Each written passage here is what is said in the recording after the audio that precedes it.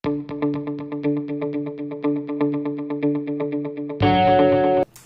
हम बात करेंगे द पावर ऑफ डिफरेंशिएशन पर। और इस विषय में जो मेरे सीनियर है, मेरे मित्र भी हैं, और मिस्टर वसंत खिस्ती जी, इनसे हम बात करेंगे। He is a very great entrepreneur और इनका अबाउट 45 इयर्स का एक्सपीरियंस है। तो सर, पावर ऑफ डिफरेंशिएशन पर जरा हमें आप बताइए ना। हेलो फ्रेंड, मैं जैसे सर ने बताया 45 इयर्स ऑफ एक्सपीरियंस। तो इस 45 इयर्स में मैंने काफ़ी कंपनीज में काम किया है और मैंने एक थ्योरी डेवलप करी है, पावर ऑफ डिफरेंशिएशन।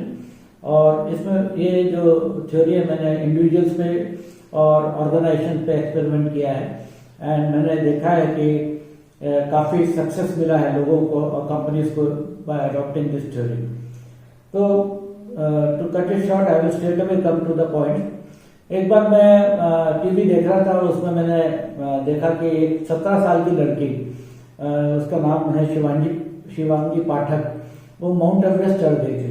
अब वहां चढ़ने के बाद उसने बोला कि I want to rise above the crowd, मैं भीड़ से ऊपर उठना चाहती हूँ। तो इसलिए वो माउंट एवरेस्ट चढ़ी थी उसने। वैसे और एक लड़की थी जो कि एडवर्सिटी में भी उसने माउंट एवरेस्ट चढ़ा, उसका नाम था अरुणिमा सिन्हा, जिसने एक एक्सीडेंट में पाँव कटने के बाद भी वो चढ़ी थी। तो ये लोग सर मतलब हाथ पाँव सब हट्टे कट्टे होने के बाद भी नहीं चढ़ इच्छा नहीं रखते कि माउंट एवरेस्ट चढ़ें। तो ये जो पर्सनालिटीज है ये क्राउड से अपने आप को ऊपर उठाते हैं। ओके, और ये थ्योरी इसके बारे में है। सो दो किस्म के लोग होते हैं। एक तो हम लोग जो है जो ब्रांड्स पहनने की कोशिश करते हैं, कोई नाइकी पहनता है, कोई एडिडास पहनता है, और कुछ लोग ऐसे होते हैं जिसको ब्रांड पहनना चाहता है। जैसे हिमा दास अपने स्पोर्ट्समैन है and she is a racer, तो अभी एडिडास उसको एंडोर्स कर रहा है कि वो उनके जूते पहन के, तो we can either wear a brand और a brand can wear us, become a brand rather.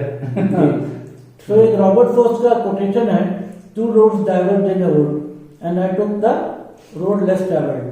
तो हमेशा दो रास्ते अपने सामने होते हैं, एक बड़ा आसान होता है और एक डिफिकल्ट रास्ता होता है। डिफिकल्ट रास्ते पे कोई नहीं रहता है, आसान रास्ते पे भीड़ लगी हुई है, सब जाना चाहते हैं। पर जो डिफिकल्ट रास्ता लेता है उसका लाइफ जो इजी रास्ता लेता है उससे बहुत अलग होता है और बहुत सक्सेसफुल होता है। तो इसी थ्योरी को मैंने नाम दिया डिफरेंशिएशन। एंड डिफरेंशिएशन एक जर्नी है और एक डेस्टिनेशन नहीं है, एक गोल नहीं है, बट एक जर्नी है जिसमें हम अपने आप को थ्रू आउट अवर लाइफ हम अपने आप को डिफरेंट करते चले जाते हैं और उसको बोलते हैं डिफरेंशिएशन। वर्ड डिफरेंशिएशन का मतलब है कि भीड़ से अलग अपने आप को डिफरेंट करना, अलग। And sir 24/7 activity through out our life, life time journey. मतलब 90 साल के लोग भी अपने आप को डिफरेंशिएट करते हैं, वो मैराथन में दौड़ते हैं एंड अपने आप को डिफरेंशिएट करते हैं। तो जैसे अल्बर्ट आइंस्टाइन का कहना है कि try not to be a man of success but be a man of value. ना वैल्यू क्या चीज है? वैल्यू और कॉस्ट में फर्क ऐसा है कि वैल्यू जो चीज है, अभी एक खीला होता है, वो खीले की कॉस्ट होती है 5 रुपए, पर वही चीज यदि चैरियट में लगा दिया जाए तो वो खीले की कीमत इतनी ज्यादा है कि आप एक वॉर जीत सकते हो। हिस्ट्री में ऐसा कहानी भी है कि एक खीला नहीं होने से या टूट जाने से रथ का पहिया निकल गया और वॉर जीत गया। The price of nail against the value of nail. So we have to be a person of value. Now value क्या चीज होती है कि वैल्यू ऐसी चीज है जो हमें कंटिन्यूअसली अपने आप में ऐड करना पड़ता है। दो किस्म की एक्टिविटी होती है, एक होती है नॉन वैल्यू एडेड एक्टिविटी और एक होती है वैल्यू एडेड एक्टिविटी।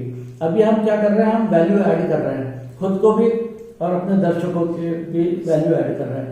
तो जब हम घर में पेरेंट्स के साथ में आर्गुमेंट करते हैं तो हम कोई वैल्यू ऐड नहीं करते हैं। तो कोई चीज हम अपनी पढ़ाई लिखाई के बारे में डिस्कस करें, लॉन्ग टर्म स्ट्रेटेजी डिस्कस करें, तो वो एक वैल्यू एडिशन होता है। तो सिमिलरली गॉसिपिंग या एल्बिंग में केवल समय चला जाता है, कॉस्ट ऐड होती है, वैल्यू नहीं होती। ट्रू। इसलिए कंटिन्यूअसली यदि हम 365 डेज में एक वैल्यू भी ऐड करें तो साल में 365 वैल्यूज ऐड हो जाते हैं। Okay, so value versus price मैंने आपको बताया। अभी जैसे मोबाइल फोन देखेंगे, आपके पास पुराने मोबाइल फोन थे बड़े वाले, वो मोबाइल फोन का आज वैल्यू कुछ भी नहीं है। कोई फ्री में भी देगा तो आप यूज नहीं करोगे, आउटडेटेड है वो। हाँ, बट वही मोबाइल फोन आज से 100 साल के बाद एंटिक वैल्यू उसको हो जाएगा।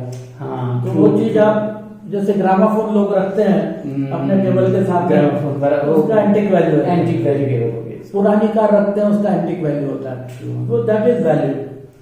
ओके, लाइफ में आप हमेशा एक क्यू में रहते हैं, या तो क्यू हमारे पीछे रहती है या हम क्यू के पीछे रहते हैं।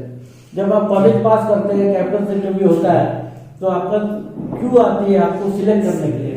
जैसे आप आए, डायलॉग याद आता है इससे कि दीवार में अमिताभ बच्चन कहता है कि जहाँ हम खड़े होते हैं लाइन हम वहां से शुरू होता है। तो it's a value adding statement actually, कि ऐसा होना चाहिए सर, हमसे मतलब क्यों शुरू हो जाए, हम क्यों में कहीं पीछे नहीं होने चाहिए, बराबर सर? जी हाँ। तो आज अमिताभ बच्चन का नाम लिया तो आज अमिताभ बच्चन के लिए उनके 75 साल की उम्र में भी प्रोड्यूसर की लाइन लगती है, लाइन। ओके, तो जब आप लाइन में खड़े हैं तो आपकी कीमत 0 होती है, पर यदि लाइन आपके पीछे खड़ी है तो आप वो टाइम कुछ भी डिमांड कर सकते हैं। You become exclusive.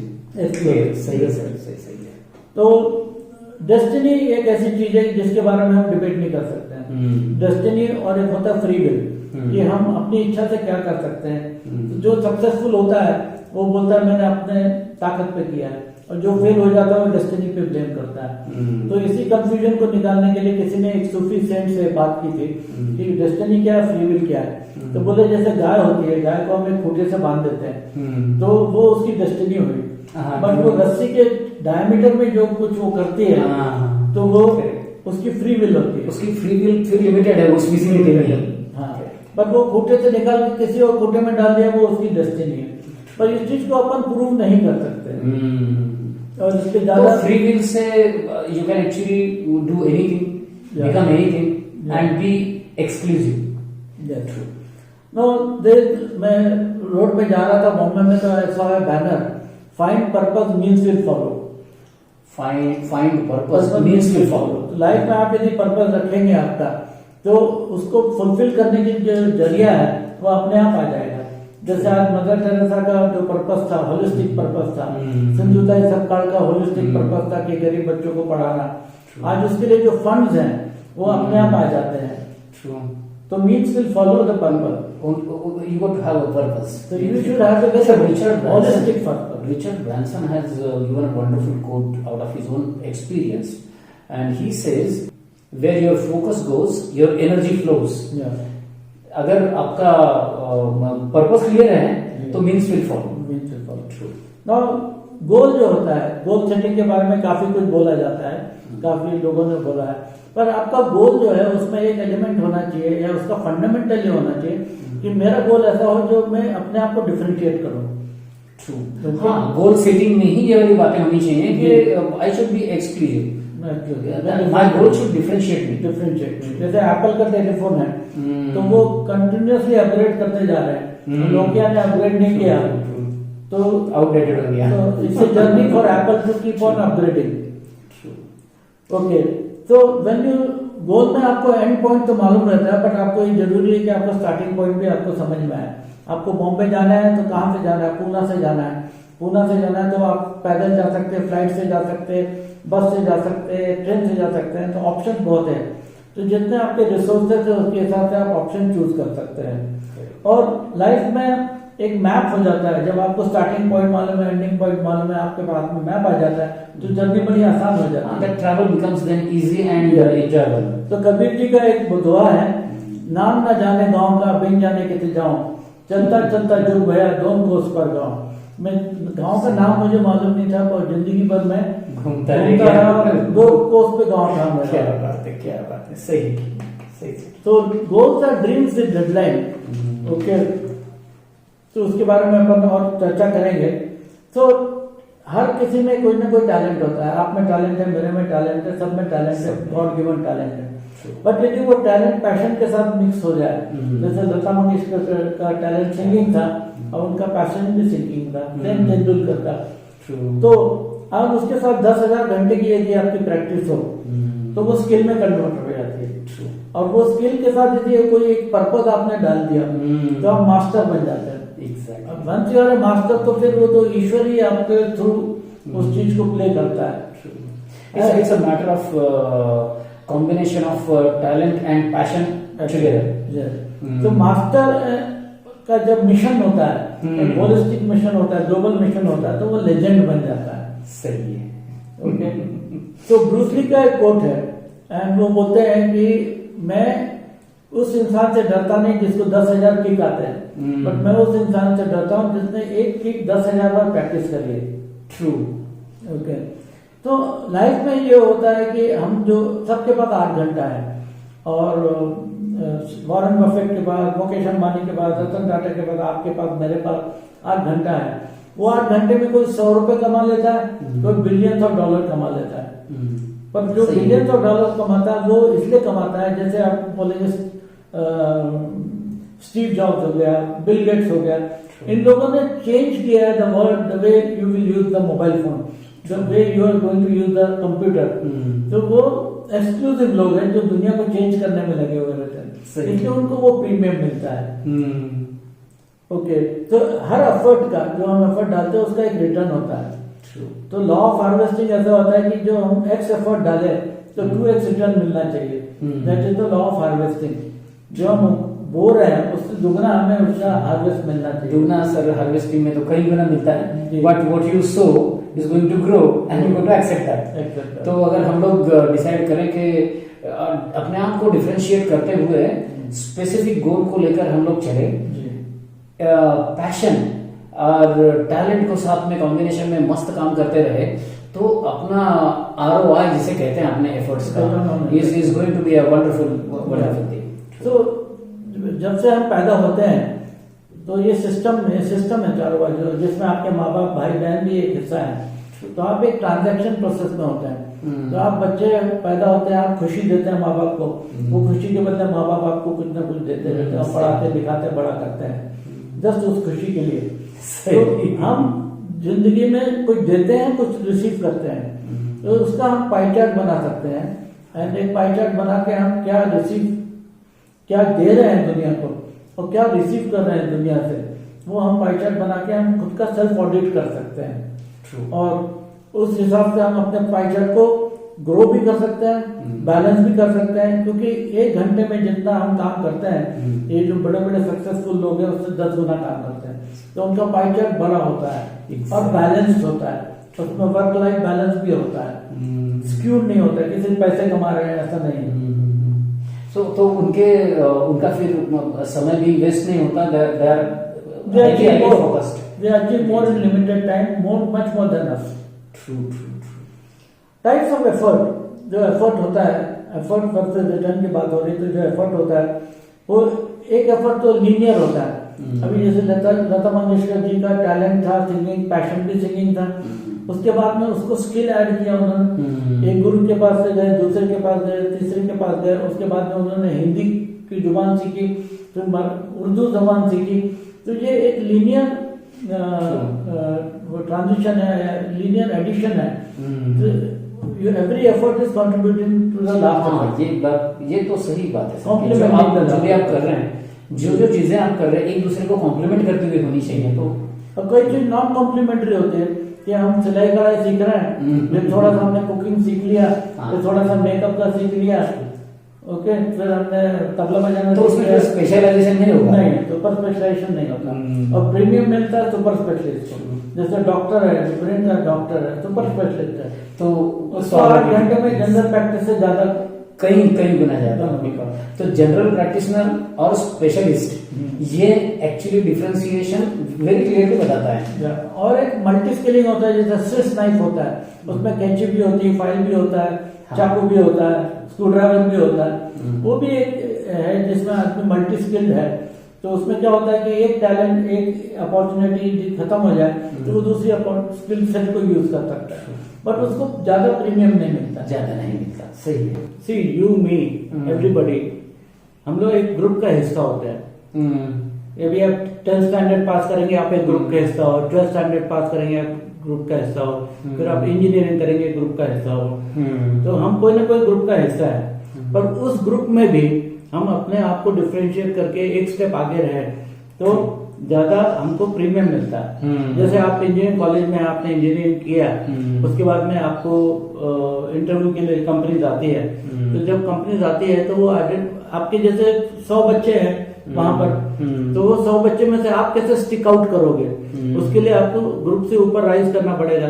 उसके लिए आपको कुछ क्वालिफिकेशन, कुछ एक्सपीरियंसेस एडिशनल ऐड करने पड़ेंगे। वो 5 साल में जो आपने किया है, जब बाकी बच्चे एंजॉय कर रहे हैं, क्लब जा रहे हैं, पार्टी जा रहे हैं, उस टाइम में यदि आपने कुछ नया लैंग्वेज सीख लिया, कुछ नया कोडिंग लैंग्वेज सीख लिया, आप ग्रुप में ऊपर हो जाते हो, या फिर एडिशनल क्वालिफिकेशन, तो आप एकदम से स्टिक आउट कर सकते हो। प्राइमरी स्कूल में टीचर ढूंढती थी कि किसको मॉनिटर बनाया जाए। जी जी। तो that making a monitor is a matter of differentiating somebody out of all the group. तो ये जो एक्सक्लूसिविटी है, अभी आप इंजीनियरिंग के बाद में एमटेक करेंगे, एमटेक के बाद पीएचडी करेंगे, तो आप एक छोटे छोटे ग्रुप का हिस्सा बनते चले जाएंगे। As you grow up the size of the group reduces. तो आप जैसे जैसे छोटे हिस्सा बनते जाएंगे, अपॉर्चुनिटी बड़ी आती जाएगी आपको। ओके, तो ये जो एक्सक्लूसिविटी है, ये इंडिविजुअल्स के लिए भी है, ऑर्गेनाइजेशन के लिए भी है। ऑर्गेनाइजेशन को भी जो अपने सर्विसेज देने हैं, तो it is a solution supplier, it is differentiating itself from a commodity supplier. True. तो ये स्ट्रैटेजिकली करना पड़ता है, इसलिए we call it strategic exclusivity, कि इसमें वी हैव टू, जो रोड मैप अपना बनता है टूवर्ड्स अवर गोल, वो गोल में एक एलिमेंट एक्सक्लूसिविटी का होना चाहिए, कि हम जो भी गोल अचीव कर रहे हैं, it should be different from other people, like climbing A mountain. And besides different from others, ये जरा हायर भी होना चाहिए। हाँ, कल ही मैं सरप्राइजिंगली देख रहा था कि एक लड़की है, 10 साल की है, थाने की लड़की है, सई पाटिल करके। She cycle from Kanyakumari to Kashmir 4000 kilometre, 10-year-old girl. जब उसने वो फीट किया तो हम उसको रिकॉग्नाइज कर पा रहे हैं। She is sticking out from the crowd. True. She has differentiated her efforts. Her efforts. No, and came into the limelight. Yeah, and she is getting the return and reward of it in terms of recognition. Okay, then positioning exclusivity. आप अपने आप को ऐसी जगह position करो जहां demand ज्यादा हो, सप्लाई कम हो, तो ही आपको प्रीमियम मिलेगा। It is law of demand and supply. तो आप अपने आप को पोजीशन यदि गलत जगह कर देंगे, जिसका डिमांड भी नहीं है, तो कोई फायदा नहीं है। तो you have to position yourself जहां पर अवेलेबिलिटी कम हो, तो आपको उस चीज का प्रीमियम मिलेगा। अभी जैसे स्ट्रेटेजिक एक्सक्लूसिविटी में risk taking ability, okay, risk taking ability यदि आप में, तो आप ऐसे बहुत कम लोग हैं जो रिस्क ले सकते हैं लाइफ में। तो you are positioning like, if I am a turn around expert, मैं कंपनी जो लॉस मेकिंग कंपनीज को टर्न अराउंड कर सकता हूँ। If I position myself as a consultant over there, मेरे को प्रीमियम मिलता है, बिकॉज एक सिक कंपनी को मैं प्रॉफिटेबल लेके आता हूँ। जैसे कैफे का अभी उनके ओनर ने सुसाइड कर लिया था, बट उनकी वाइफ ने टेक ओवर करके उसको वापस प्रॉफिटेबिलिटी में लेके आई। तो she will always get a premium. True. So एक रिस्क टेकिंग कैपेबिलिटी भी बनानी चाहिए जी। तो you have to position yourself exclusively. फिर then how you can reach that point? By adding value every day. True. You have to keep on adding value, like we are adding value right now. True. Similarly, you taught me something yesterday, so that was adding value. I added new tool, new concept. True. So we learn from each other and add value. So every action that we take, there are two actions. One is non-value added activity, one is value added activity. True. जैसे एक raw material लोहा का टुकड़ा ले लेते हैं हम, लोहा के टुकड़े को लेके हम इसको पेन में कन्वर्ट कर देते हैं, तो वैल्यू ऐड करके कर रहे हैं। और ये पेन को हम गिनते बैठेंगे इधर से उधर पेन में, we are not doing non value added activity. बिल्कुल नॉन वैल्यू एडेड। आप बैठ के चिप्स खाते हुए टीवी देख रहे हैं, it is not adding value. But आप बाइसिकलिंग कर रहे हैं, साथ में टीवी भी देख रहे हैं, it is adding value to your body. तो spiritually, mentally, physically, financially you have to do action which will add value to all this attributes. जैसे जैसे सर वैल्यूज ऐड हो जाते हैं, वैसे वैसे एक्सक्लूसिविटी बढ़ जाती है। जैसे आप कह रहे थे कि your pie becomes bigger, pie become, बराबर ना? या pie chart become bigger and you rise up above the crowd. So exclusive attributes क्या होते हैं? अच्छा, there are two kind of attributes. यदि ब्रॉडर एस्पेक्ट में आप देखें तो one is who can manage things. कुछ लोग होते हैं जो शादी को मैनेज कर पाते हैं, True. कुछ लोग जस्ट अटेंड करके चले जाते हैं, कुछ लोग नेशन को मैनेज कर रहे हैं. And there another attribute is bringing in a change. somebody who can bring a change, like our respected prime minister today is trying to bring in a change in this country. So that is an exclusive attribute, to manage a country, to bring in a change in the country. These are the two abilities, core abilities which are required. आप colleges में जाते हैं, college का annual function जो organise करता है, he has a exclusive ability to do that, and such people are in demand who can organize things and bring in a change. So what is future looking like? अभी जो future अपना देख रहे हैं, आप देख रहे हैं कि आप यंग लोग हैं, सब आप जान रहे हैं कि इलेक्ट्रिक कार्स आ रही है, ऑटोमेटिक कार्स आ रही हैं, ट्रक्स आ रही हैं, और इतना सारा डिजिटाइजेशन हो रहा है. AI बहुत हावी हो गया है आजकल. हाँ, रोबोटिक्स है, फिर ब्लॉकचेन टेक्नोलॉजी है, ये सब डिसरप्ट कर रही है इकोनॉमी को. The way business will be done, the way we will live our life, ये डिसरप्ट हो रही है. Every new technology is disrupting. जब डिसरप्शन होता है तो अपने आप को वो एंटिसिपेट करना है कि आगे क्या होने वाला है, एंड उस हिसाब से अपने आप को मोल्ड करना पड़ेगा, अपने आप को वैल्यू ऐड करना पड़ेगा, सो दैट हम वेस्ट ना हो जाए या इनवैलिड ना हो जाए, ऑब्सोलीट ना हो जाए. इसलिए अपने को we have to keep on scanning the future. Future को स्कैन करके अपने आप को वैल्यू ऐड करके नए टूल सीख के अपने आप को पोजीशन करना, क्योंकि जो आज आप कर रहे हैं वो कल रिक्वायर्ड नहीं है. जो skill set. Correct. Sometimes I also tell people that with yesterday's fashion today, you cannot be in business tomorrow. Yes. अभी देखिए ना, डॉक्टर जो है, ये अपने बोन सर्जरी करने वाले डॉक्टर्स हैं, हार्ट सर्जरी करने वाले डॉक्टर हैं, आजकल रोबोट यूज किया जा रहा है. तो आप मैन्युअली अब नहीं करते हैं, आप नी रिप्लेसमेंट रोबोट के थ्रू कर रहे हैं. तो you should learn robotics also. Now robotics. तो doctor have to learn that trick of robotics. मतलब फिजियोलॉजी मालूम है, डायग्नोसिस पूरा कर सकते हैं, ऑपरेट कर सकते हैं, यहाँ तक ठीक है, लेकिन फिर वो रोबोट से करना है तो फिर वो टेक्नोलॉजी आपको सीखना पड़ेगा. जो डॉक्टर सीखेगा नहीं वो ऑब्सोलीट हो जाएगा. ट्रू, बिल्कुल. बस इतना ही है. In short we can say that future is disruptive and we have to align ourself with the future. नहीं तो हम obsolete हो जाएंगे and we will not be required in this world. Yeah. Thank you very much for having me, and sir, it's so nice. It's so wonderful to be with you today. Friends, देखिए किस तरह से हम अपने आप को differentiate कर सकते हैं और अपने आप को ऑब्सोलेट, आउटडेटेड होने से बचा भी सकते हैं. तो sir thank you so much. आपने आपका पूरा विजडम हमें बता दिया, और hope we all will try to add a value to ourselves. We'll utilize our talent in combination with the passion, and we'll certainly keep on taking at least smaller risks, and we'll become the specialists in our own areas. So thank you so much for watching. Thank you. Bye bye.